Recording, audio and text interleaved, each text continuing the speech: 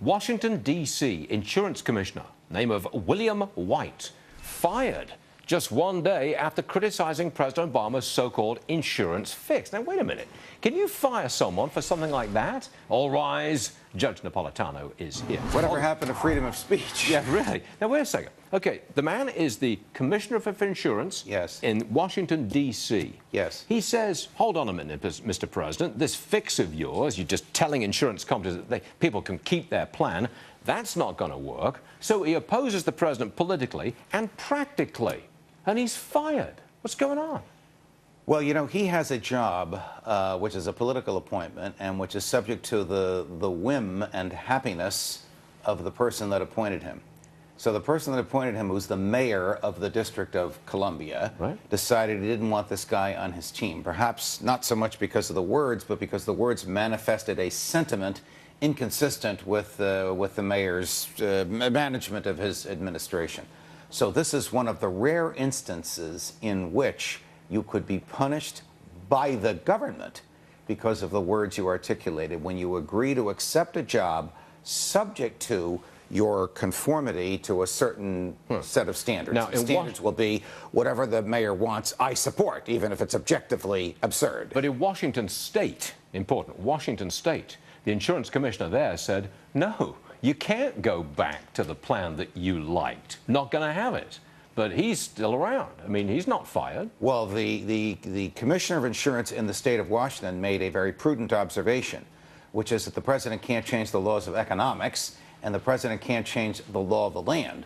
No one can change the laws of economics, and only the Congress can change the law of the land. So the Commissioner of Insurance is correct. He just has a governor who's more willing to accept sound thinking rather than political correctness. But he did change the law, didn't he? I mean, he abandoned, for 1 year, the employer mandate. Isn't that a change in the law? In black and white, it says the employer mandate starts January the 1st, 2014. But he doesn't have the authority to do it. But he did nobody's going to challenge him for it. For him to have said what he said last Thursday, which is, yeah, if you have that policy, you can keep it.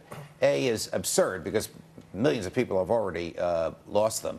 B, he can't tell the insurance carriers they now have to reinstate these policies. He can request it. But that's just it, though. This whole thing is about intimidation. And even when he spoke, the tone of that press conference was, all right, I'll make the insurance companies not only reinstate them, but also become proxy, de facto salesman of my plan. I want him to let you know how great these new plans are. I mean, can he force the insurance companies to be salesmen for Obamacare? No, he can't. Nor can he force them to do anything outside the parameters of the statute. And the statute says this is the minimum policy, and this is when it's got to Sounds like that's what he said he's going to do. I'm going to digress to something completely separate for a moment. Moments ago, I sent you an email.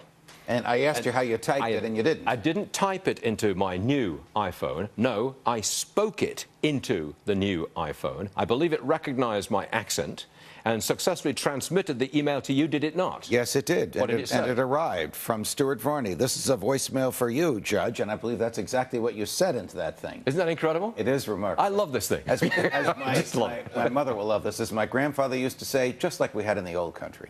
Well, I went through a traumatic weekend.